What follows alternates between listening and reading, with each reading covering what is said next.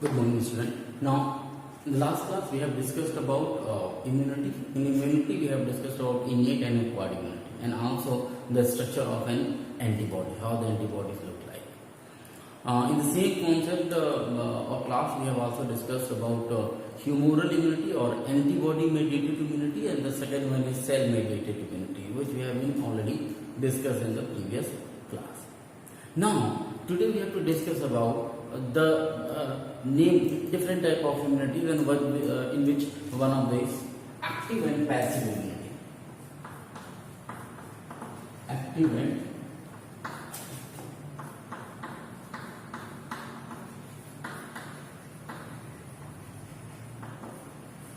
so what does it mean by active and passive? देखिए normally हमारे दिमाग में क्या चलता है, एक्टिव का मतलब ये होता है जो 24/7 क्या रहे काम करता रहे, वो एक्टिव।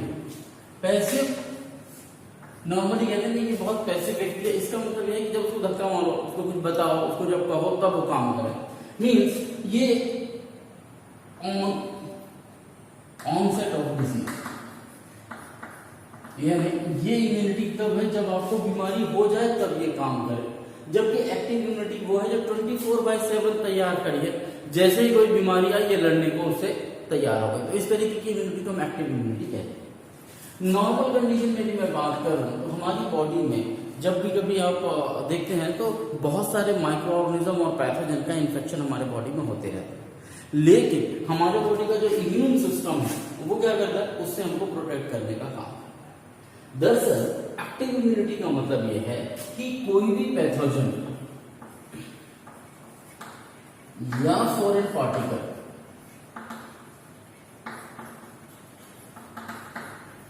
जैसे ही हमारे बॉडी में इंटर करता है, इंटर करते ही साथ एक्टिव इम्यूनिटी क्या करती है, उसके अगेंस्ट एंटीबॉडी बनाती है, या यूं कहिए कि उसको डिस्ट्रॉय करने का काम करेगी।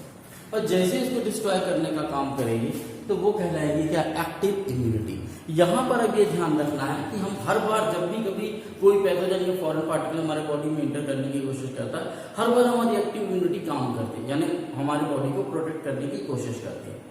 99% टाइम वो क्या हो जाती है, कामयाब होती है, और हमको पता ही नहीं चलता कि हमारे बॉडी में किसी माइक्रो ऑर्गेनिज्म या पैथोजन का अटैक हुआ था।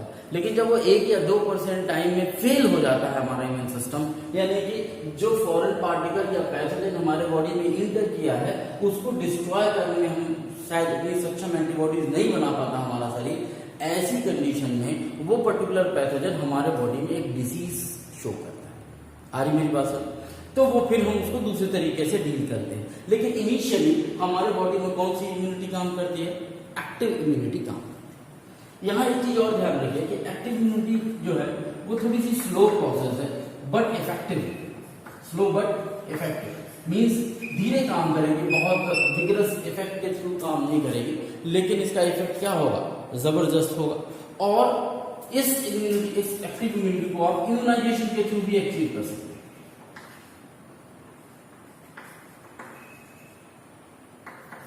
Through immunization. ये क्यों कह रहा हूं, क्योंकि मान लीजिए आपके, जैसे आपने देखा होगा कि पोलियो है। पोलियो क्या बीमारी, पोलियो में क्या होता है, पोलियो में आपके शरीर में जो लोअर पार्ट ऑफ बॉडी को अफेक्ट होता है, पैर जो है तो क्या नाम से वो अफेक्टेड है। ये बीमारी थी। आज की डेट में कोई पोलियो से ग्रसित बच्चा पैदा नहीं हो रहा। क्यों? क्योंकि बच्चे के पैदा होते साथ ही 0 to 5 ईयर, ये PSC का क्वेश्चन है कि पोलियो ड्रॉप कब पिलाया जाता है, तो पोलियो ड्रॉप पिलाया जाता है 0 से 5 ईयर, यानी आज भी यदि बच्चा पैदा हुआ है तो उसको पोलियो ड्रॉप पिला दी जाएगी, तो कोई प्रॉब्लम नहीं। तो 0 से 5 ईयर तक के बच्चे को पोलियो ड्रॉप पिलाए जाते हैं। और पोलियो ड्रॉप में क्या होता है, पोलियो ड्रॉप में जो dead and weak polio virus है उन्हीं को बॉडी में इंसर्ट किया जाता है। तो जब डेड और वीक पोलियो वायरस आपके शरीर में जाते हैं तो उनके अगेंस्ट हमारी बॉडी जो है, इम्यून सिस्टम जो है, एक मेमोरी डेवलप कर लेती है कि चूंकि वो डेड और वीक होते हैं तो वो आपके शरीर में पोलियो कॉज नहीं कर सकते, लेकिन उन डेड और वीक को देखकर हमारा शरीर ये सिस्टम डेवलप कर लेता है, वो फाइल बना लेता है, या यूं कहिए कि वो प्रोग्राम ही कर लेता है कि इस पर्टिकुलर को कैसे डिस्ट्रॉय करना, इस पैथोजन को कैसे डिस्ट्रॉय करना। तो वंस बॉडी और एंटीबॉडीज और you can say that the immune system develop a system how to deal with these dead and weak polio viruses, जब एक बार बना लिया, मेमोरी में रख लिया, अब उसके बाद कोई यदि फुल फ्लैश बिल्कुल हेल्दी पोलियो वायरस भी हमारे शरीर में अटैक करने की कोशिश करता है, तो हमको पता है कि पोलियो वायरस को कैसे हमको डिस्ट्रॉय करना है और हम आसानी से उसको डिस्ट्रॉय कर देते हैं।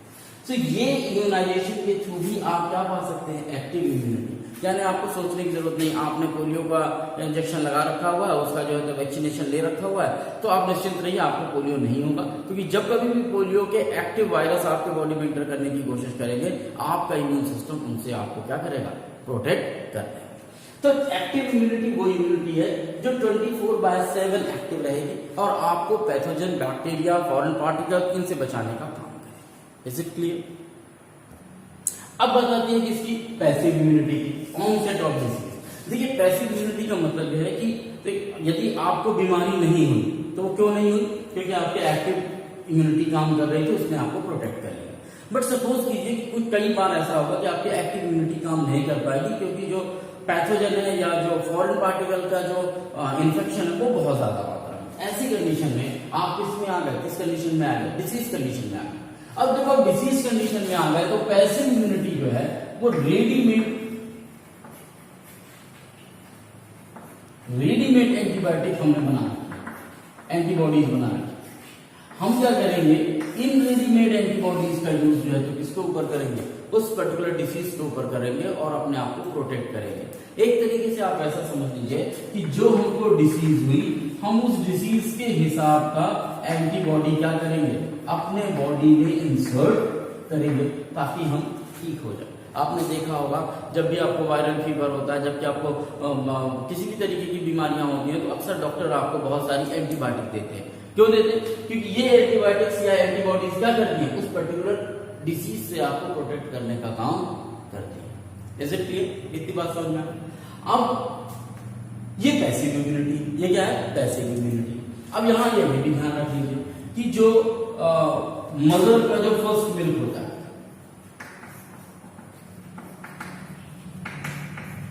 येलोइश और थोड़ा सा गाढ़ा होता है, ठीक होता है, येलोइश थिक। ये जो मां का पहला गाढ़ा पीला दूध होता है, इसी को कहते हैं क्या, कोलेस्ट्रम, और ये बच्चे को ढेर सारी इम्यूनिटी प्रोवाइड करता है।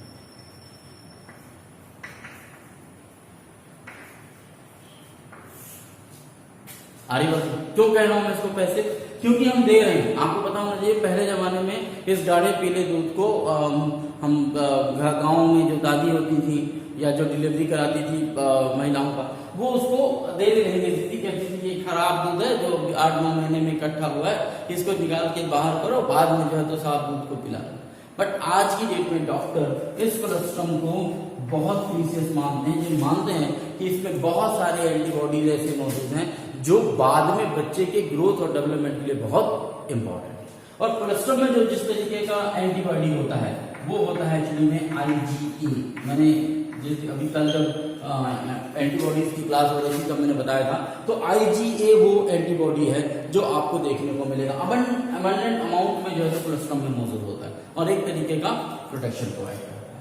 प्लस प्लेसेंटा के थ्रू भी बहुत सारा एंटीबॉडी वो बच्चे तक पहुंचता है और जो बाद में बच्चे को काम करता है। तो ये भी एक तरीके का क्या है, पैसिव इम्यूनिटी है, ये एक्टिव इम्यूनिटी नहीं है, आपके पास नहीं, आपको कहीं से मिली। यदि माँ के पास ये नहीं होगा तो आपको भी नहीं मिलेगी, तो इस तरीके से पैसिव हो गई। और ये कोलेस्ट्रॉल यदि बच्चे ने पिया तभी उसको मिलेगी, तो ये भी पैसिव हो गई। सो पैसिव इम्यूनिटी और एक्टिव इम्यूनिटी में आप ऐसा दिमाग में रख लीजिए कि एक्टिव इम्यूनिटी वो है जो बिना कुछ कहे जैसे ही कोई एंटीबॉडी आपकी एंटीजन और पैथोजन आपकी बॉडी में इंटर करे, आपकी बॉडी उसके अगेंस्ट एंटीबॉडीज बनाना शुरू कर दे, तब वो है एक्टिव। और यदि आपको कोई बीमारी हो गई है उसके बाद ही अपना काम करना शुरू करेगा, तब वो क्या हो जाएगा? पैसिव। तो इस तरीके से दो तरीके की इम्यूनिटी है, एक्टिव और पैसिव। एक्टिव और पैसिव इम्यूनिटी के बाद बड़ा इंटरेस्टिंग सा एक टॉपिक आता है, वैक्सीनेशन और इम्यूनाइजेशन। बहुत सारे बच्चों को अभी भी डाउट है कि वैक्सीनेशन क्या है और इम्यूनाइजेशन क्या है। हम दोनों में डिफरेंशिएट करने की कोशिश करते हैं कि what is vaccination and what is immunization. अब बात करते हैं सबसे पहले वैक्सीनेशन। वैक्सीनेशन में क्या होता है? वैक्सीनेशन में सबसे पहले हम क्या करते हैं कि प्रिपरेशन ऑफ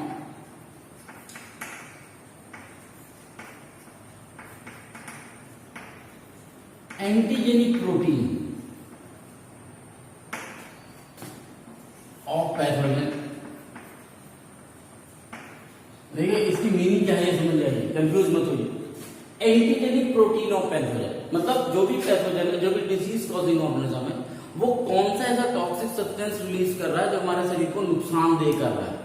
हम क्या करेंगे? Preparation of antigenic protein of pathogen. तो उसी पैथोजन का वो कौन सा हार्मफुल सब्सटेंस जो क्रिएट कर रहा है उसी को हमने क्या करना है?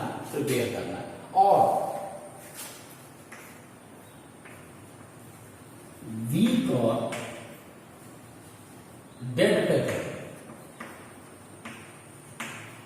या तो हम ये कह रहे हैं कि एंटीजेनिक प्रोटीन डेवलप करने पैथोजन का, या पैथोजन के वीक फॉर्म या उनके डेड फॉर्म, जो मर गए हैं या जो बहुत कमजोर है, इतने कमजोर है कि वो सर्वाइव नहीं कर सकते, कोई डिजीज कॉज नहीं कर सकते। आपने देखा होगा ग्रिफिथ वाले एक्सपेरिमेंट में जब हम उसको गर्म कर देते हैं स्मूथ स्टोन को, तो वो क्या हो जाता है? जब उसको अकेले डालते हैं तो वो कोई किसी तरीके की एक्टिविटी नहीं शो करता।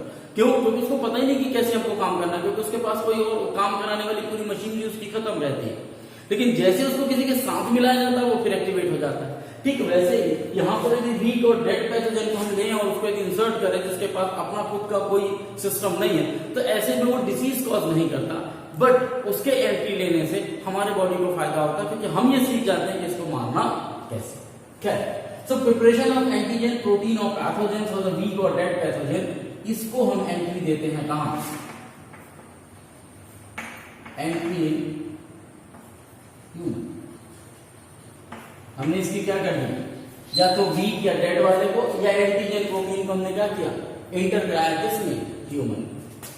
जब हम इनकी एंट्री कराते हैं तो याद रखिएगा ये जो एंटीजेनिक प्रोटीन हम जो बनाते हैं, जो टॉक्सिक सब्सटेंस हमने बनाया, इसकी बहुत डायल्यूटेड मात्रा में बॉडी के अंदर इंसर्ट करते हैं।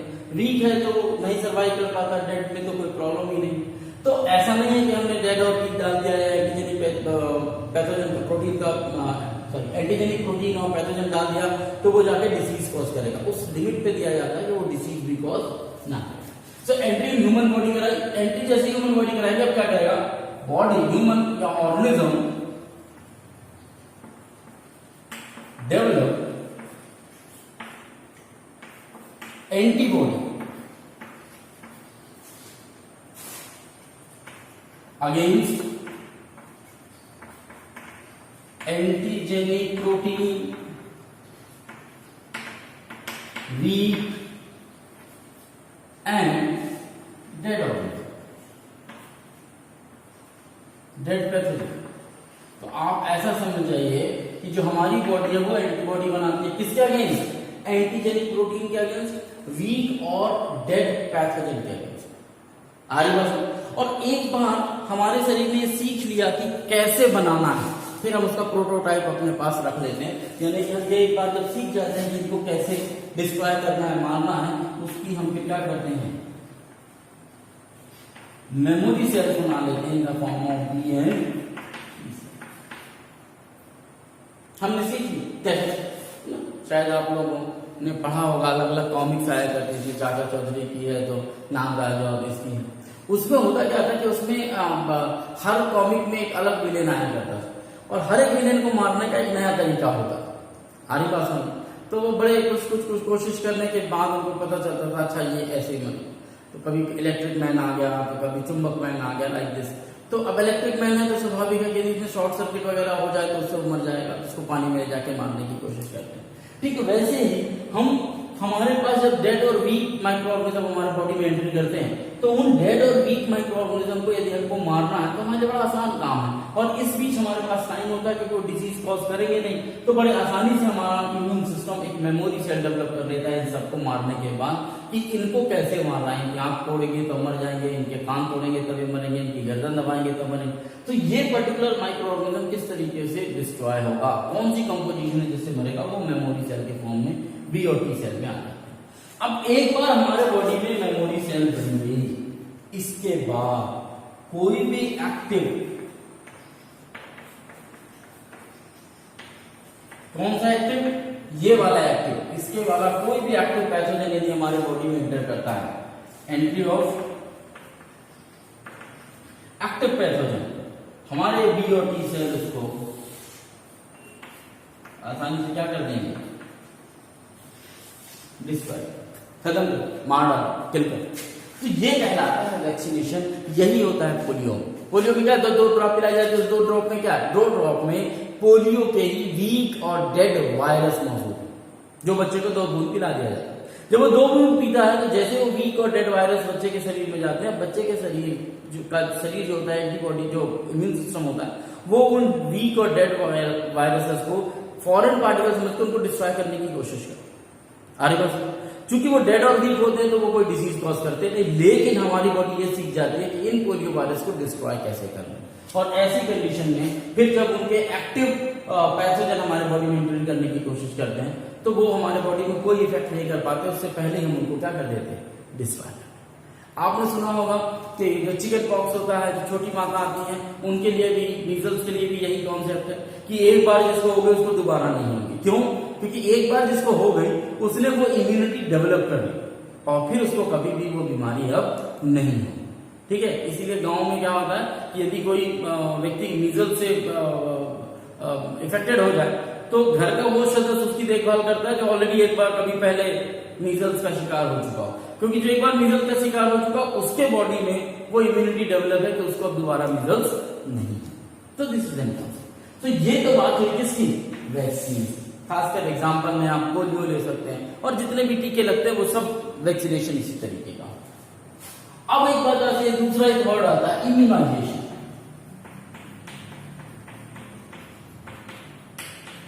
देखिए वैक्सीनेशन और इम्यूनाइजेशन में बहुत ज्यादा अंतर नहीं है, जो अंतर है वो आप समझेंगे तो आपको जल्दी क्लियर हो जाएगा। इम्यूनाइजेशन का मतलब होता है कि कई बार ऐसा होता है कि कुछ ऐसी बीमारियां हैं जिनके लिए हमको तुरंत एक एंटीबॉडीज की जरूरत पड़ती है। हम वेट नहीं कर सकते, हम ये नहीं इंतजार कर सकते कि हमारा शरीर उसके अगेंस्ट क्या करेगा, रिस्पॉन्स करेगा। उदाहरण के तौर पर टिटनेस, स्नेक बाइट, टिटनेस से मान भी लूं, स्नेक बाइट के साथ मामला गड़बड़। स्नेक बाइट में क्या होता है कि जो स्नेक बाइट का जो पॉइजन होता है वो बड़ी तेजी से फैलता है।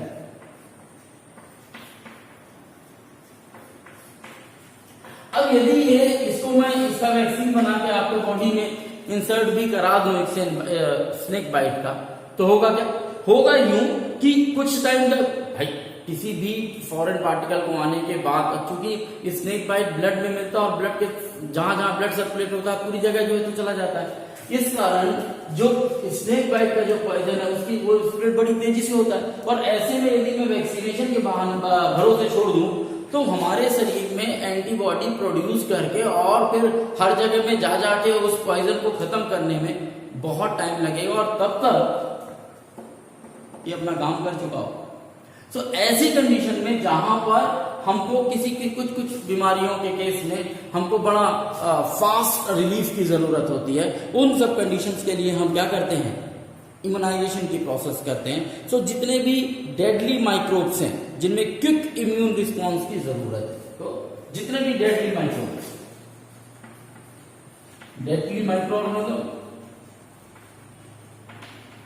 और पॉइजन, यहां हमको क्या जरूरत पड़ेगी, क्विक इम्यून रिस्पॉन्स। और इस क्विक इम्यून रिस्पॉन्स को कौन कैरी कर सकता है, पहले से ही प्रिपेयर्ड एंटीबॉडीज। कौन कर सकता है, पहले से। जो आप समझ जाइए कि इम्यूनाइजेशन में भी आप वही काम कर रहे हो जो वैक्सीनेशन में कर रहे हैं। केवल अंतर यह है कि वैक्सीनेशन में आपने डेड और वीक डाल दिए और अब आपने एक बार सिखा दिया शरीर को, अब शरीर अपने तरीके से काम कर रहा है। लेकिन इम्यूनाइजेशन में प्रॉब्लम यह है कि यदि आप शरीर को सीख के और उसके ऊपर एक्शन करने के लिए छोड़ देंगे तो हो सकता है कि बीमारी जीत जाए और आपका शरीर हार जाए। तो हम ये तो चाहते हैं। तो हम क्या करते हैं ऐसी कंडीशन में कि हमारा शरीर ना हारे, हम क्या करते हैं कि हम जो हमारा शरीर लड़ने की कोशिश कर रहा है उसको ओके, हमें कोई प्रॉब्लम नहीं, हमने वो दे रखा। उसके अलावा हम अपने शरीर को सपोर्ट करने के लिए अलग से एंटीबॉडी तैयार करके रखते हैं। क्या करते हैं? अलग से एंटीबॉडी तैयार करके रखते हैं, antitoxic antibodies and antitoxin substance हम तैयार कर लेते हैं और ये सब्सटेंस क्या किए जाते हैं? इंजेक्ट इन डिसीज ऑर्गन।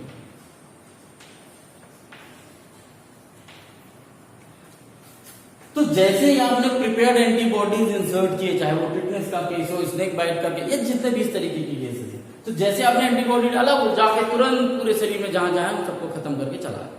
लेकिन यदि इसी एंटीबॉडीज को आप जनरेट होने के लिए सिस्टम में छोड़ देंगे तो पता चलेगा तब तक हो सकता है कि हम लेट हो जाए। तो इसको कहते हैं इम्यूनाइजेशन।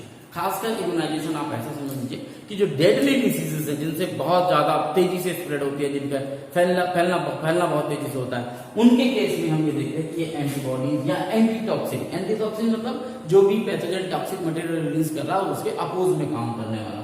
तो एंटीबॉडी और एंटीटॉक्सिक मटेरियल हम बना कर रखते हैं, प्रिपेयर कर रखते हैं और उसको इंजेक्ट करते हैं सीधे डिसीज्ड पर्सन में, और ऐसी कंडीशन में हम उसको सर्वाइव कराते हैं। तो ये जो इम्यूनाइजेशन है एक तरीके की पैसिव इम्यूनिटी। जैसा है पैसिव इम्यूनिटी है कि जब आपको कोई पर्टिकुलर बीमारी हो गई है तब आप क्या कर रहे हैं? इम्यून एंटीबॉडीज ले रहे हैं। एक तरीके की क्या हो गई? ये पैसिव इम्यूनिटी हो गई। मैं जब आपको इससे पहले एक्टिव इम्यूनिटी बता रहा था तो मैंने एक लाइन यूज की थी, पता नहीं आपको ध्यान है नहीं, कि immunization can be used as active immunity. वो मैंने इसलिए कहा था इम्यूनाइजेशन के लिए कि कई बार इम्यूनाइजेशन में जब आप एक कोई पर्टिकुलर एंटीबॉडीज दे देते हैं उसके बाद फिर उस पर्टिकुलर डिजीज से अगेंस्ट आपकी क्या हो जाती है? इम्यूनिटी डेवलप हो जाती है। तो बाद में वो कई बार एज ए एक्टिव इम्यूनिटी काम करने लगती है, इसलिए मैंने वहां पर वर्ड यूज किया था। बट इम्यूनाइजेशन यदि आता है तो वो किस में आएगा?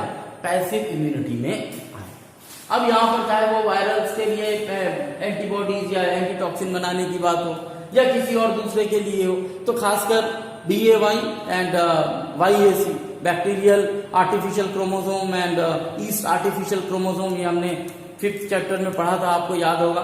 तो यहाँ पर भी बैक्टीरिया और वायरस का यूज किया जाता है बनाने के लिए। हेपेटाइटिस बी है, उसके टीके बन रहे हैं, वो वायरस के थ्रू बनते हैं। तो आजकल बहुत सारी ऐसी बीमारियां हैं जिनके टीके हमने क्या कर लिए हैं? इजाद कर लिए हैं, या उनकी वैक्सीनेशन और इम्यूनाइजेशन हो गया है। फिलहाल कोविड-19 के ऊपर ढेर सारा काम चल रहा है। हालांकि एक बीमारी का टीका या वैक्सीन बनाने के लिए बीमारी बड़ी स्प्रेडिंग उसकी बड़ी फास्ट है और इसलिए हमको बहुत फास्ट वे पे काम करना पड़ रहा है, और उम्मीद है कि जल्दी हमको मेडिसिन मिलेगी, जल्दी हम सब जो है तो फ्री हो जाएंगे इससे, और तब हम जो है तो अपनी नॉर्मल लाइफ फिर से अच्छे तरीके से सरवाइव कर पाएंगे। अब एक बड़ा नया सा शब्द जो आजकल खासकर तो प्रचलन पे आ गया है, एलर्जी। एलर्जी का देखिए, एज पर मैं एनसीईआरटी बुक की बात करूं तो वर्ड आता है accelerated response of the immune system against any particle और सब्सटेंसेस और pathogen is known as allergy. Accelerated means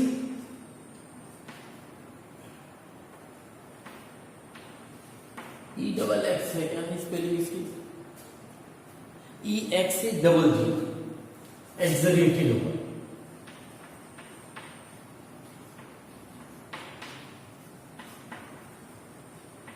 accelerated response किसका?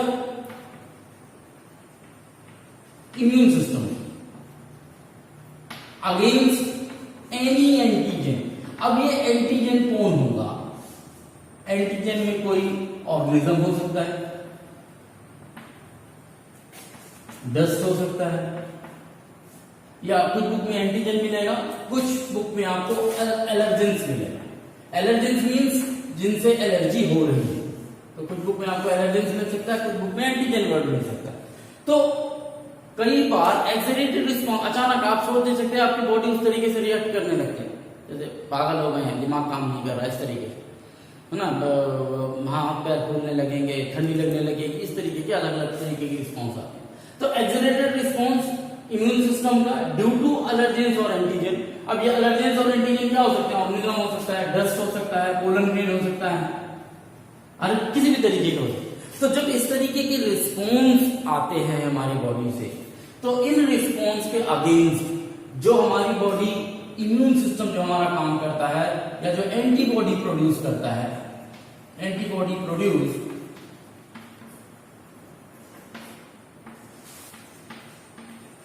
अगेंस्ट देम आर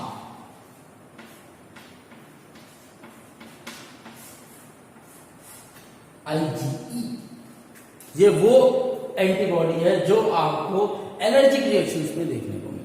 देखिए मैंने 4 बताई थी, IgM बताई थी जो सबसे लार्जेस्ट एंटीबॉडी होती है, IgA की बात की जो क्लस्टर में पाया जाता है, IgE की बात कर रहा हूं जो एलर्जिक रिएक्शंस में जनरेट होती है।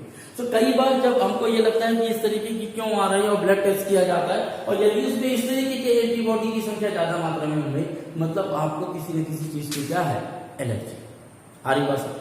अब बात आती है साहब हम जाने कैसे कि हमको किस चीज से एलर्जी, क्योंकि आदमी ऐसा तो है नहीं कि हर एक चीज सामने रख के और एलर्जिक रिएक्शन फाइंड आउट करता है। तो एलर्जिक रिएक्शन पता लगाने का सबसे अच्छा तरीका यह है कि सबसे पहले हमको एक्सपोज किया जाता है, एक्सपोज देमसेल्फ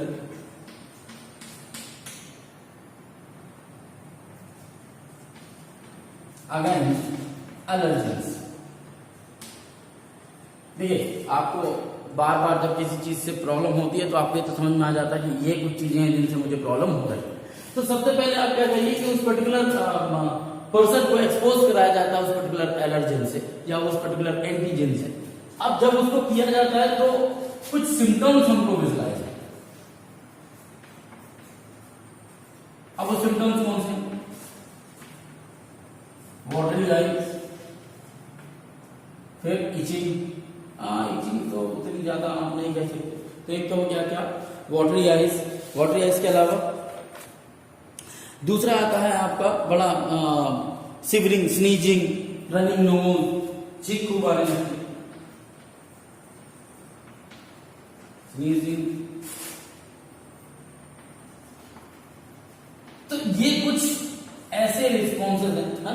खुजली भी होती है, वैसे कुछ लोगों को खुजली होना, सूजन पड़ना, ये भी देखने को मिलता है, ठीक है ना। रेस्टलेसनेस होना, ये भी सब जो है तो क्या नाम से देखने को मिलता है। ब्रीदिंग में प्रॉब्लम आना, खासकर जो अस्थमा वाले होते हैं उनको ये प्रॉब्लम देखने को मिलती है कि थोड़ा भी दस्त हुआ तो उनको ब्रीदिंग में प्रॉब्लम आती है। कुछ लोगों को जो हेयर्स होते हैं किसके, एनिमल्स के, उनसे भी बड़ी एलर्जी होती है।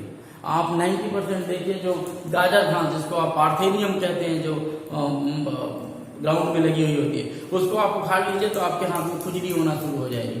तो इस तरीके की इस तरीके के ये रिस्पॉन्स क्या है हमारे बॉडी के, ये एलर्जेन सेंचुरी में, और इस तरीके का एक्सेलरेटेड रिस्पॉन्स हमारी बॉडी शो करती है। तो ये इस तरीके के एंटीबॉडी प्रोड्यूस होते हैं, ये एक्सपोज करा के हम उसको फाइंड आउट करने की कोशिश करते हैं। अलग अलग से कराते हैं, कई बार हमको पता नहीं होता कि किससे हमको एलर्जी है, तो पहले हमने डस्ट से करा के देखी, यदि हमको कोई रिस्पॉन्स नहीं आया, कोई सिम्टम्स नहीं है, तो फिर हम किसी दूसरी चीज से अपने आप को अफेक्ट करा के देखते हैं। तो doctor hit and trial method करते हैं, जो 1 या 2 आप अपने तरीके से बता दें कि हमने ये किया था तो हमको ये हो गया। कई बार कुछ लोगों को सब्जियों से भी एलर्जी होती है, हम भट्टा खा लें, यदि बैगन यदि हम खा लें तो हमको खुजली होने लगती है, वो भी एक तरीके की एलर्जी है, तो वो लोग नहीं खाते। कुछ लोगों को मशरूम खाने से एलर्जी होती है, तो अलग अलग लोगों को अलग अलग तरीके से एलर्जी है। तो 1-2 बार में 4 बार में समझ में आ जाता है कि हमने उस दिन खाई थी तब भी हमको एलर्जी इसी तरीके से खुजली हुई थी, आज हमने खाई तो इस तरीके से एलर्जी। तो धीरे से पता चल जाता है कि कौन कौन सी ऐसी टारगेटेड चीजें हैं जिनसे हमको एलर्जी हो रही है, और जिनसे आपको एलर्जी हो रही है वो सब आपके लिए क्या है, एलर्जेंस हैं, या यूं कहिए कि एंटीजेंस हैं, जिनके अगेंस्ट आपकी बॉडी क्या करेगी, एंटीबॉडी प्रोड्यूस करेगी। और वो एंटीबॉडी क्या होगा, IgE। तो आप ये भी कह सकते हैं कि IgE एंटीबॉडी है जो किसमें काम करता है, एलर्जिक रिएक्शंस में काम करता है।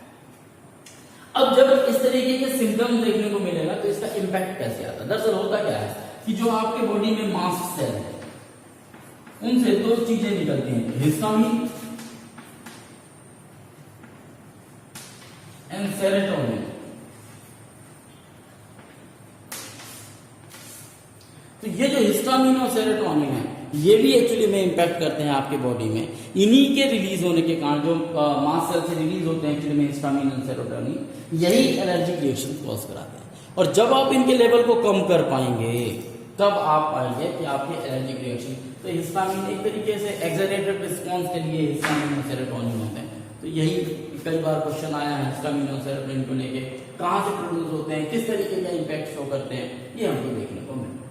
हालांकि आज के मैं सिनेरियो की बात करूं तो जितने भी मेट्रो सिटीज हैं उन सब मेट्रो सिटीज में या इवन जो आप नॉर्मल सिटी में भी ले लीजिए तो जबरदस्त पॉल्यूशन है। और उस पॉपुलेशन में पॉल्यूशन है और उस पॉल्यूशन में भी सबसे ज्यादा क्या पॉल्यूशन है, एयर पॉल्यूशन है। और इस एयर पॉल्यूशन का जबरदस्त इफेक्ट हमको हमारी बॉडी में देखने को मिलता है। वाटरी आइज, आंख लाल लाल रहती है बच्चों की, है ना, देखने में प्रॉब्लम होती है, बहुत छोटे छोटे बच्चों को चश्मे लग जाते हैं। तो ये सब जो है इफेक्ट देखने को मिलता है। आ रही मेरी बात समझ, है ना। मेरे पिताजी कहते हैं तुम बड़े, मैं जब 10th या 11th पढ़ता था तब मुझे चश्मा लग गया। वो मुझे कहते थे देखो इतनी जल्दी तुमको चश्मा लग गया, हम इस उम्र में हमको चश्मा नहीं लग रहा। एक्चुअली में बहुत सारी हमारी फूड हैबिट गड़बड़ हुई है जिनका भी इफेक्ट हमारी बॉडी में हो रहा है। तो यहाँ पर जो मेट्रो सिटीज हैं या नॉर्मल सिटीज में भी जो पॉल्यूशन का लेवल बढ़ रहा है, चाहे वो एयर का हो, वाटर का हो, फिर हमारी जो फूड हैबिट बढ़ रही है, गड़बड़ हो रही है ना, हमारी हेल्थ बड़ी ज्यादा हो जा रही है, हम ज्यादा एक्सरसाइज नहीं कर रहे हैं, मूव करने के लिए, ट्रांसपोर्ट करने के लिए हमारे पास जो तो ढेर सारे ट्रांसपोर्टेशन के मीन्स मौजूद हैं। ये भी सब चीजें हैं जिनके कारण कहीं ना कहीं इस तरीके की एलर्जिक रिएक्शंस आपको ज्यादा देखने को मिलती है।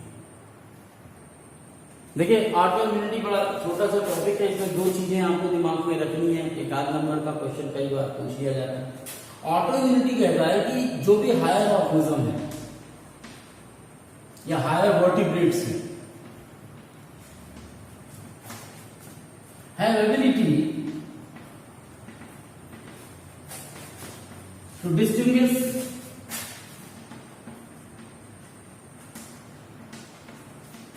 foreign organism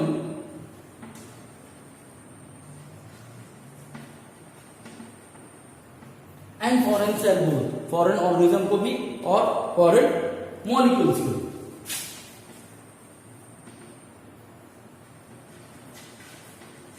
या ऐसा समझ लीजिए कि फॉरेन ऑर्गेनिजम्स में आप पैथोजेंस को मान लीजिए और फॉरेन मॉलिक्यूल्स में आप टॉक्सिक सब्सटेंस को मान लीजिए।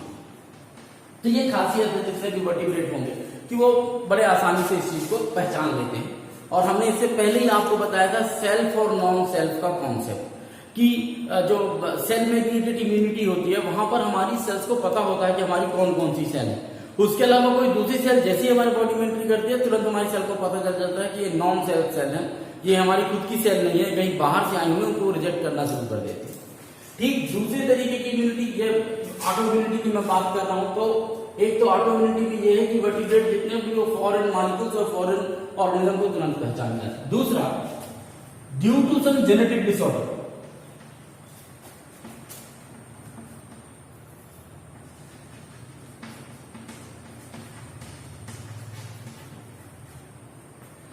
जब कभी भी किसी जेनेटिक डिसऑर्डर के कारण हमारी बॉडी लूज कर दे,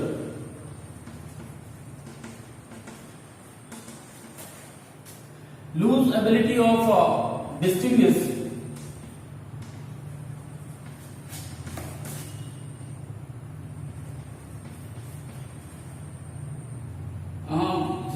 सेल कहूं तो गड़बड़ हो जाएगा क्योंकि ये तो फिर सेल मेडिएटेड इम्यूनिटी में चला जाएगा।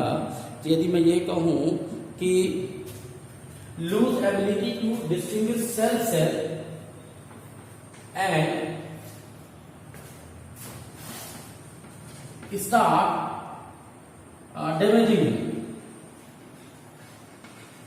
मतलब नॉर्मली हमारी बॉडी क्या कर रही थी, सेल को पहचान ले रही थी, और फॉरेन जो सेल थी या जो नॉन सेल थी, जो दूसरी सेल आती थी, उन पे अटैक करती थी। लेकिन जब कभी ऑटो इम्यूनिटी में डिस्टरबेंस आता है या जेनेटिक डिसऑर्डर हो जाता है जिसके कारण, और वो अननोन रीजन के कारण, ये ऑटो इम्यूनिटी क्या करती है, जो पहले फॉरेन सेल्स को डिस्ट्रॉय कर रही थी, ये अपने ही सेल को डिस्ट्रॉय करना शुरू कर देती है। This is known as auto immunity. बड़ी छोटी सी लाइन है सेल मेडिएटेड इम्यूनिटी और ऑटो इम्यूनिटी में। सेल मेडिएटेड इम्यूनिटी क्या कहता है कि हमारा शरीर अपनी सेल को और फॉरेन सेल्स को पहचानने में सक्षम है, जिसके कारण यदि कोई फॉरेन सेल आएगी तो उसको डिस्ट्रॉय करेगा, हमारी सेल को कोई नुकसान नहीं करेगा। लेकिन ऑटो इम्यूनिटी कहता है कि ये हमने पहले इसीलिए कहा कि हायर वर्टिब्रेट में ये काबिलियत है कि वो फॉरेन ऑर्गेनिज्म और फॉरेन मॉलिक्यूल्स को डिस्टिंग्विश कर सकता है। और इसके साथ साथ ये कहता है कि if there is some genetic disorder किसी कारण से, और यदि वो जेनेटिक डिसऑर्डर के कारण कुछ ऐसा आता है कि ये ऑटो इम्यूनिटी क्या कर देती है, वो उसकी जो एबिलिटी थी पहले किस चीज की, सेल और नॉन सेल को डिस्ट्रीब्यूट करने की, वो घट जाती है, खत्म हो जाती है। और घट जाए यहां तक तो ठीक है, ये क्या करता है ऑटो इम्यूनिटी, जब जेनेटिक डिसऑर्डर होता है कि वो अपनी ही सेल को पहचानना भूल जाता है। और स्वाभाविक है जब अपनी सेल को पहचानना भूल जाएगा तो वो क्या करेगा, उसको फॉरेन सेल समझ के उसको डिस्ट्रॉय करना शुरू कर देगा, और यही कहलाता है ऑटो इम्यूनिटी। इसका सबसे अच्छा एग्जाम्पल है रूमेटॉइड आर्थराइटिस।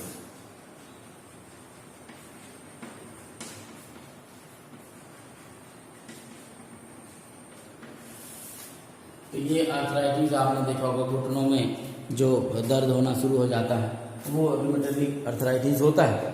और ये जो है तो आपको देखने को मिलेगा बिकॉज ऑफ ऑटो इम्यूनिटी। आपकी खुद की बॉडी की जो इम्यून सिस्टम है वो सही तरीके से कहीं ना कहीं काम नहीं करता, तब इस तरीके की सिचुएशन देखने को मिलती है। देखिए जो लास्ट टॉपिक है फिलहाल आज के क्लास का, उसमें हम इम्यून सिस्टम की भी बात करें तो हमारे बॉडी का इम्यून सिस्टम क्या क्या कर रहा है, self and non self cells को पहचान रहा है, एलर्जिक रिएक्शंस पे काम कर रहा है, फिर ऑटो इम्यूनिटी हमने देख ली, और इसी तरीके से हमने ऑर्गन ट्रांसप्लांट में भी देख लिया कि किस तरीके से वो उसका यूज करता है। ये हमने इम्यून सिस्टम में देखा। इसके अलावा हमारे बॉडी में एक और सिस्टम काम करता है जिसको बोलते हैं लिम्फोइड सिस्टम। दरअसल लिम्फोइड सिस्टम लिम्फोसाइट सेल्स को लेकर बना हुआ है, और आपने पूरे के पूरे इम्यून सिस्टम में देखा कि यही वो लिम्फोसाइट सेल्स हैं जो एक्चुअली में काम कर रहे होते हैं, या यूं कहिए कि यही है जो हमको डिफरेंट डिसीजेस से बचाने का काम करते हैं, चाहे बी लिम्फोसाइट सेल हो या टी लिम्फोसाइट सेल्स हो। तो इन्हीं का पूरा जोर होता है। अब ये लिम्फोइड सिस्टम कैसे काम करता है, ये लिम्फोसाइट बनते कैसे हैं, किस तरीके की प्रोसेस होती है, ये जानना बहुत जरूरी है। अब जहां कहीं भी इन लिम्फोसाइट्स के मैच्योरेशन होते हैं उनके हिसाब से इनके नाम पड़े हुए हैं। तो कहां मैच्योर होते हैं, तो दो जगह, कौन सी, बोन मैरो और दूसरा है थाइमस। दरअसल ये वो दो प्लेसेस है जहां पर ये लिम्फोसाइट बनने के बाद क्या होते हैं, मैच्योर होते हैं, मैच्योरेशन। अब जब ये मैच्योर होते हैं यहाँ पर ये लिम्फोसाइट सेल बोन मैरो में और थाइमस में, तो मैच्योर होने के बाद ये काबिलियत जनरेट कर देते हैं किस चीज की, एंटीजन स्पेसिफिक एबिलिटी डेवलप हो जाती है, यानी कि अब ये किसी एंटीजन को डिस्ट्रॉय करने की काबिलियत हासिल कर लेते हैं। या यूं कहिए कि मैच्योरेशन के बाद ये एंटीजन सेंसिटिव कह लीजिए, एंटीजन सेंसिटिव लिम्फोसाइट में कन्वर्ट हो जाते हैं। और जब ये एंटीजन सेंसिटिव लिम्फोसाइट में कन्वर्ट होते हैं तब ये दूसरी जगह ये दोनों कहलाते हैं क्या, ये दोनों कहलाते हैं प्राइमरी लिम्फोइड ऑर्गन। मींस ये वो ऑर्गन है जहां पर मैच्योरेशन की प्रोसेस होती है। और जब ये एंटीजन सेंसिटिव हो जाएंगे यही लिम्फोसाइट, तो ये पहुंच जाएंगे कहां, सेकेंडरी लिम्फोइड ऑर्गन। अब बात आती है साहब सेकेंडरी लिम्फोइड ऑर्गन कौन कौन से, सॉरी सेकेंडरी लिम्फोइड ऑर्गन कौन कौन से, तो सेकेंडरी लिम्फोइड ऑर्गन है स्प्लीन,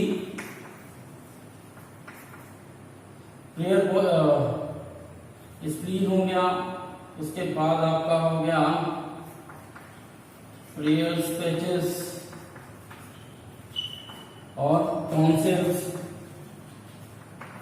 लिम्फाइड ऑर्गन, ये वो सब जगह हैं जहां पर आपको क्या होंगे सेकेंडरी लिम्फोसाइट ऑर्गन है, स्प्लीन हो गया, पेयर्स पाउचेस हो गया, ठीक है ना। इसी तरीके से स्मॉल इंटेस्टाइन है, टॉन्सिल्स है, यहां पर जो है तो देखने को मिलेंगे, या यहां पर जाके वो क्या होंगे स्टोर। अब आप कहोगे साहब इसमें अंतर क्या है, लिम्फोसाइट जो मैच्योर हो रहे हैं कुछ बोन मैरो में और कुछ थाइमस में, तो इसका मतलब क्या है, दरअसल जो भी लिम्फोसाइट बोन मैरो में मैच्योर होगा उसको हम कहते हैं बी लिम्फोसाइट। क्या कहते हैं, बी लिम्फोसाइट। में पिछली वाली क्लास में भी शायद इस बात का जिक्र मैंने किया है। और जो थाइमस में जो मैच्योर होते हैं उनको हम कहते हैं क्या, टी लिम्फोसाइट्स। यानी एक होता है टी लिम्फोसाइट, एक होता है क्या, बी लिम्फोसाइट। तो जो बोन मैरो में मैच्योर हो बी लिम्फोसाइट, जो थाइमस में मैच्योर हो उसको क्या कहेंगे, टी लिम्फोसाइट। देखिए दोनों प्राइमरी ऑर्गन है, मींस इनिशियली यहीं से लिम्फोसाइट डेवलप होते हैं और ये प्राइमरी के बाद वो जब एंटीजन सेंसिटिव लिम्फोसाइट में कन्वर्ट हो जाते हैं, लिम्फोसाइट आके पहले इनमें मैच्योर होते हैं, मैच्योर होने के बाद वो एंटीजन सेंसिटिव हो जाते हैं, यानी अब किसी भी एंटीजन को डिस्ट्रॉय करने की काबिलियत आ जाती है, तब वो सेकेंडरी लिम्फोइड ऑर्गन में जाकर स्टोर होते हैं, स्प्लीन है, पेयर्स पाउचेस है, टॉन्सिल्स है, स्मॉल इंटेस्टाइन है, इन सब जगह पर जाकर इकट्ठा हो जाते हैं और जब जहां जरूरत पड़ती है ये भी एक तरीके का डिफेंस मैकेनिज्म देखने को हमको मिलता है। इसके अलावा जो आपका थाइमस होता है, थाइमस के साथ एक कंडीशन, थाइमस मौजूद कहाँ हो, बोन मैरो। तो चलिए आपके बॉडी में जहां जहां पे भी लॉन्ग बोन है वहां बोन मैरो मिल जाए। जब मैं थाइमस की केवल बात करूं तो जो आपकी ये सामने वाली हड्डी होती है, ये आपने ध्यान दिया जो रिब्स जिसमें आकर जुड़ती है, स्टर्नम होती है, वहीं पर एक स्ट्रक्चर मौजूद होता है थाइमस। हमने एंडोक्राइन ग्लैंड में भी पढ़ा। थाइमस की खासियत ये है कि ये इनिशियली एट बर्थ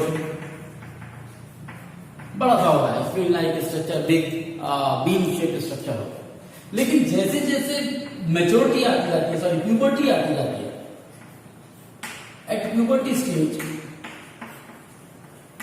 ये रूडिमेंट हो जाता है, मीन इसकी साइज धीरे धीरे कम होती जाती है। पर ऐसा नहीं कि बिल्कुल खत्म हो जाता है। तो जो चाइल्डहुड स्टेज में या यूं कहिए बर्थ के बाद से प्यूबर्टी तक स्टेज में ये थाइमस खूब लिम्फोसाइट टी लिम्फोसाइट जनरेट करता है, लेकिन एक एज के बाद ये धीरे धीरे टी लिम्फोसाइट सेल बनना इसकी क्या हो जाती है, कम हो जाती है टी लिम्फोसाइट्स की। क्यों, क्योंकि इसका स्ट्रक्चर धीरे धीरे स्क्वीज होने लगता है, छोटा होने लगता है। ये माना जाता है कि थाइमस जो है वो बाकी दूसरे कैरेक्टर को डेवलप होने के लिए अपने आप की एक्टिविटी को क्या कर लेता है, थोड़ा सा कम कर लेता है, रोक लेता है, ये ऐसा सुनने को मिलता है।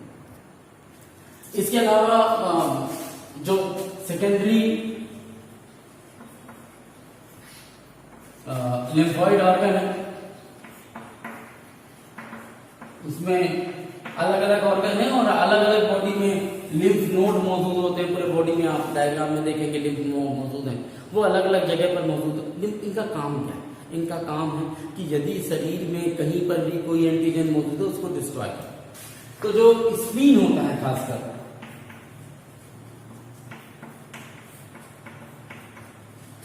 Filter the blood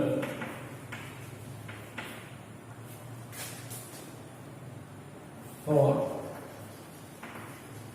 micro organism, यानी ब्लड में यदि कोई पैथोजन टॉक्सिक मटेरियल एंटीजन जा रहा है तो उसको एंटीजन यदि है उसको चेक करने का काम किसका होता है, स्प्लीन का। तो आप ये समझ जाइए, भले ब्लड का प्यूरिफिकेशन आप ये समझ जाइए कि कहाँ होता है, हार्ट के साथ या फिर लंग्स में पूरी प्रोसेस कन्वर्ट होती है, लेकिन यदि ब्लड के थ्रू कोई एंटीजन रहा तो सबसे पहले पकड़ के निकालने का काम कौन करता है, स्प्लीन करता है। तो ये फिल्टर करता है, act as a filter of the blood by trapping blood antigen. Blood के अंदर जो भी एंटीजन है उनको ट्रैप करने का काम कौन करता है? स्क्रीन करता है। दूसरा एक और मजेदार काम करता है स्क्रीन, इट इज एन जितने भी आरबीसी हैं, है ना, आरबीसी का भी स्टोरेज करके है। क्या करता है आरबीसी का? Storage, reservoir, reservoir of RBC. Is it clear? तो ये दो काम यहां करता है। एक वर्ड आया है तुम्हारी बुक में, MALT, mucus associated lymphoid tissue. Mucus associated lymphoid tissue जो है, ये वो वर्ड है जो बताने की कोशिश करता है कि किस तरीके से म्यूकोजल एसोसिएटेड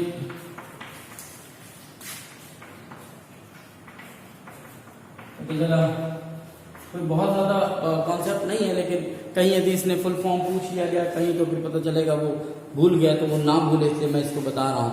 तो कई बार लिम्फोइड टिश्यू लिम्फ नोड के अलावा भी कुछ कुछ जगह पे मौजूद होते हैं। तो ये चूंकि मौजूद होते हैं, तुम्हारी बुक के हिसाब से कह दूं तो lining of the major tract, respiratory, digestive and urogenital. तो इन तीन जगहों पर मौजूद होते हैं और इसीलिए इनको कहा जाता है मार्ड म्यूकोसल, यानी कि म्यूकस के साथ एसोसिएटेड होते हैं। और ये कॉन्सेप्ट है, कई बार पूछा गया है मार्ड का फुल फॉर्म, इसलिए मैंने इसको बताना जरूर समझा। तो इम्यूनिटी से रिलेटेड जितनी चीजें थी, इसके बावजूद भी कोई डाउट होने से आप फिर से क्वेश्चन पूछ सकते हैं। नेक्स्ट क्लास में हम बात करेंगे दो बड़ी इंपॉर्टेंट डिसीजेज हैं जिसके बारे में डिस्कस आपके इस चैप्टर में है। एक है कैंसर और एक है एड्स, जिसके बारे में बात करेंगे। एंड देन लास्ट टॉपिक होगा एक हमारा, वो होगा किसके ऊपर? ड्रग एब्यूज के ऊपर, ड्रग डील के ऊपर। तब तक के लिए हैव अ नाइस डे।